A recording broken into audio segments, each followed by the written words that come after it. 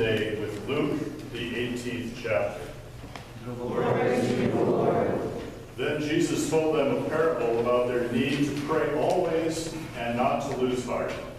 He said, "In a certain city there was a judge who neither feared God nor had respect for people.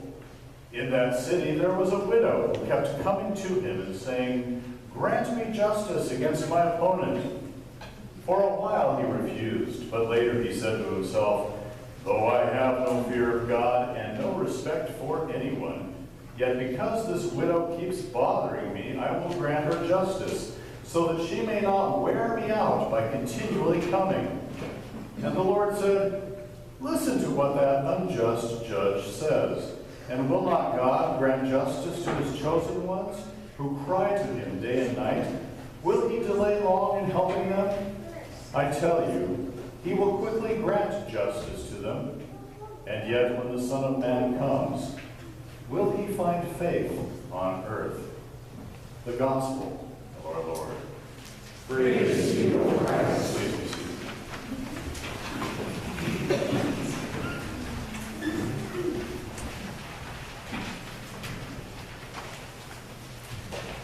In the name of our Lord Jesus Christ.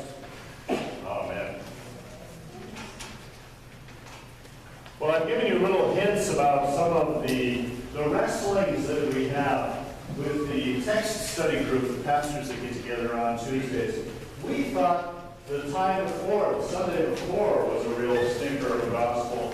This time, it was even worse. We sat down and we asked ourselves, we read it through, we wrestled with it, and we said, is there anything redeemable in this gospel? The judge is a jerk. There's no way around it. And actually in Greek, it's even more so. It says, "Oh, she will wear me out." One of these days, in fact, that's one of the things that I do like about the Message, even though people say, well, it's not a translation, it's a paraphrase. Well, one of the things that's nice about the Message is that a lot of times it will actually capture the Greek more accurately, because the judge isn't just saying, "Oh, she will wear me out if she keeps coming at me." The judge actually says, "She is giving me a black eye, and she is battering me over the head by constantly coming at me with all of these requests." And what's she requesting? She's requesting justice. We wrestled with it, and we didn't know what to do with it. And finally, there was no real answer. I came back, and I looked at it, and I said, to myself, if I have anything to kind of learn from this, it's to be persistent. Because that is something, now there is stubbornness and there's persistence. My dad was stubborn.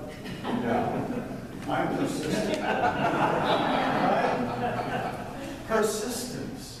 And I was thinking to myself, what way to kind of talk about, because when I'm working with a text like this, one of the things for me, and I think it's helpful to you too, is not just to kind of hear the story, but to kind of put it into a situation where you yourself have been persistent. I could have talked to you about my battle with Time Warner. How many people could relate to battling Time Warner? And don't you love the music that they play? I think that is a weapon to make you want to hang up your phone, because it's just so awful, it's happy. But I thought to myself, no, I can't use the example of Time Warner because I don't feel like I've won. They beat me down and give me a black eye, and finally I just hang up. But I have no choice but to use Time Warner. Then I thought to myself, okay, when was a time that I felt really proud of my persistence? And Facebook actually helped me, because one of the kind of fun things that Facebook does is it will pop up with memories. And so what came up, maybe Laura, did it happen to you too this last week? Where it popped up with memory, and Laura and I and Gary and Libby, Libby's out of town, and Carol,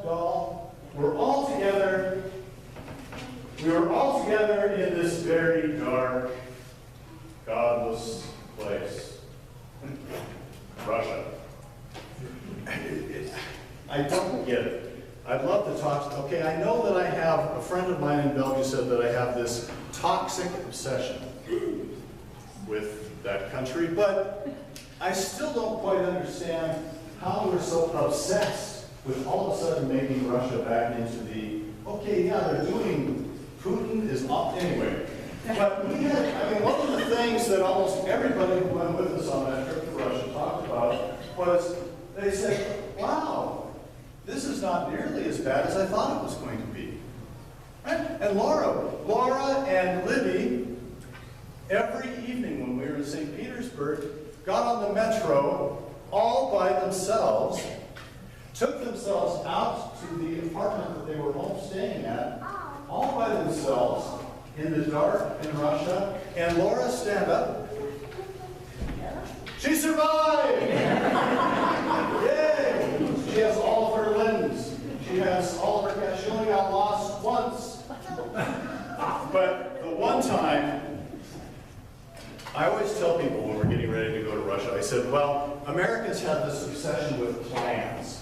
We want to have a plan. We want everything out and by the minute. Okay, at 12:10, at 12:10, we're going to be going here, and at 12:15, we're going to go there, and at 12:30, and there seems to be something in the Russian psyche that they just love. Maybe that's part of what's working with them and us right now. They just love to mess up our plans.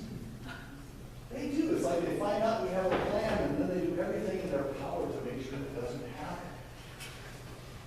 The afternoon before we went from Moscow to St. Petersburg, Eva, who was with us, and Eva is German. Oh, my word, she is German.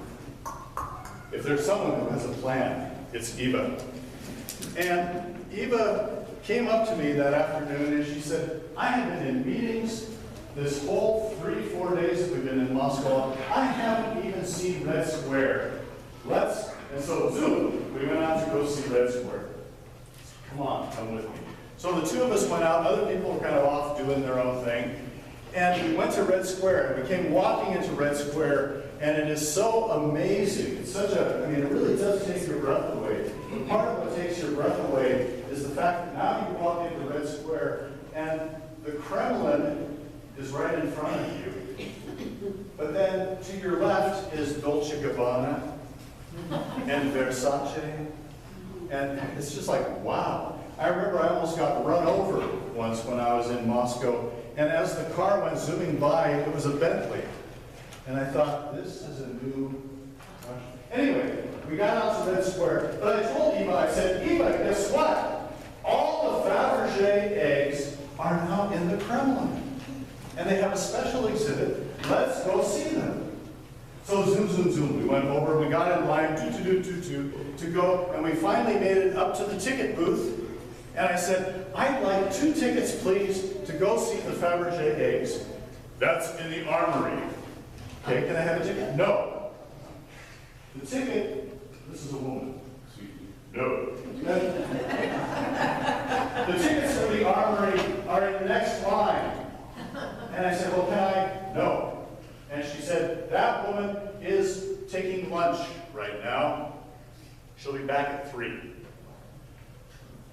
So we had an hour to waste, and so we went over to the mall.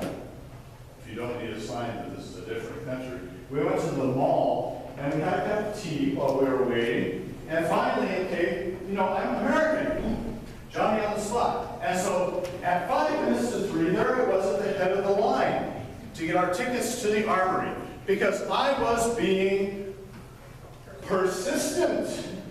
And I was going to beat this country, doggone it. And so there I was at 5 minutes to 3. And there was the lady behind the counter. And I said, 2 tickets to the armory. And she looked at me.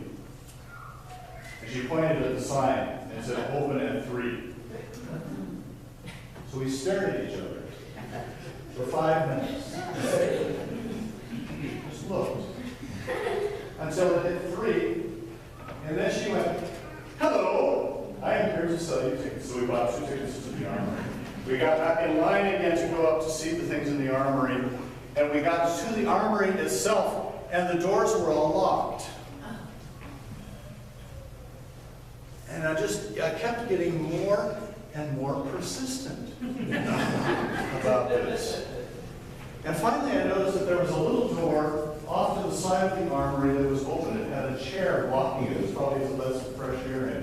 And so I motioned to Eva, and we went over to the door, and I started to open up the door, and this woman ccame out, "Niet, niet, niet! No, you cannot come in here." I must have looked automatically American. It was probably my fanny pack. But you must have looked American because she said, "No, no, no, you cannot come in here." I said, "Well, we have a ticket for 3 o'clock. We are not open again until 4:30. And at that point, I looked at her, and I put on big puppy eyes, and made my lower lip stick out a little bit.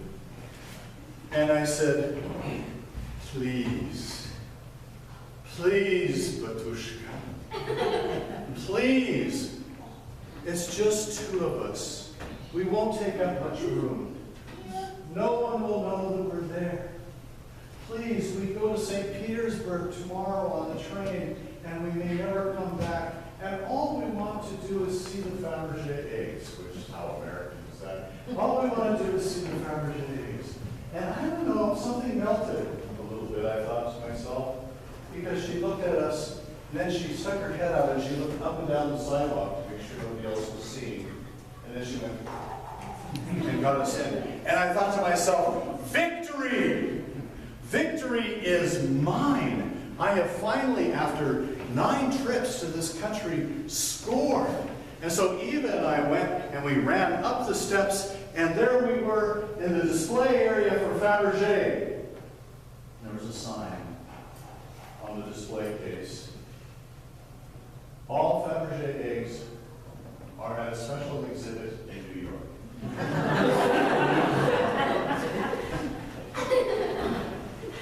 Time Warner and Russia have a lot in common. But that feeling of persistence, that feeling of really wanting something so bad that you're just willing not to give up, that you're willing to kind of grind it out if you have to, and just stick with it. A lot of us as Christians, we as Lutherans, we think, well, our motto is justification by grace through faith, which kind of makes it sound like being a Christian is an easy thing to do.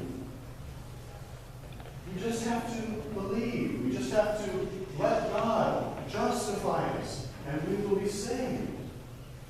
But Jesus is reminding us in this very simple, very straightforward little parable that if there is one characteristic that Christians also really need, it's persistence.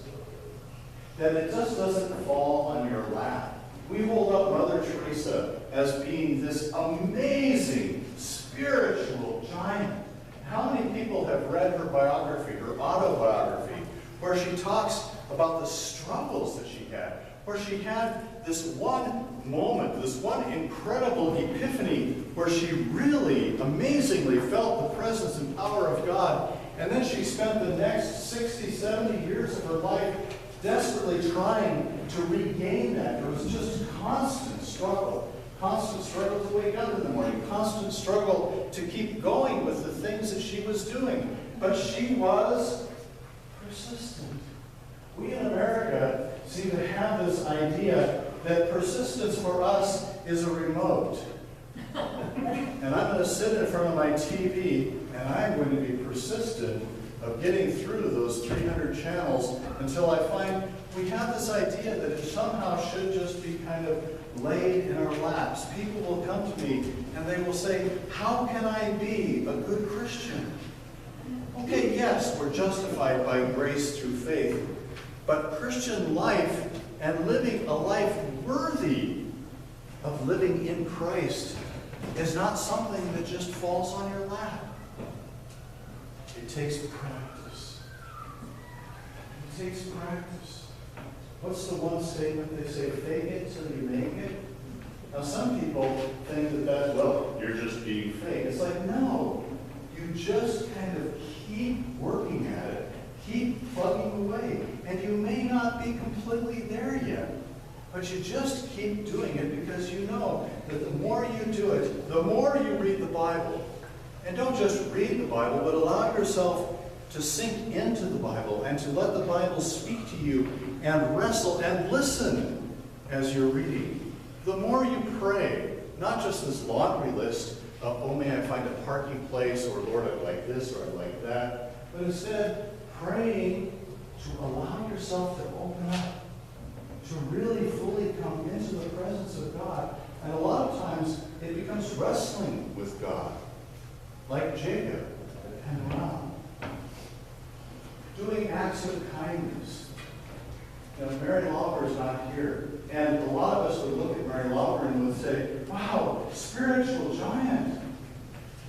What she does with Family Promise is amazing. It's not easy. And I'm sure that she would be one of the first to say that there are times when she just has to take a deep breath and just keep going because she knows. And what we come to find out is that all of us experience God, and our faith lives become richer and richer the more we do these practices.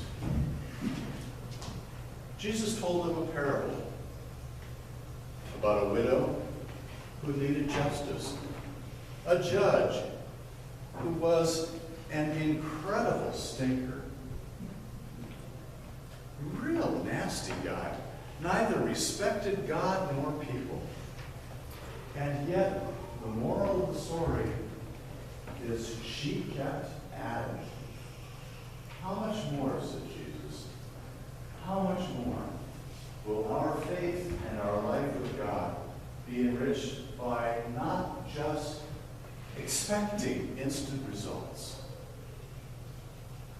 but by sticking with it. By sticking with it, working with it, wrestling with God, wrestling with life, and really reaching into the depth of what it means to be a child of God. Love, faith, joy, gentleness, and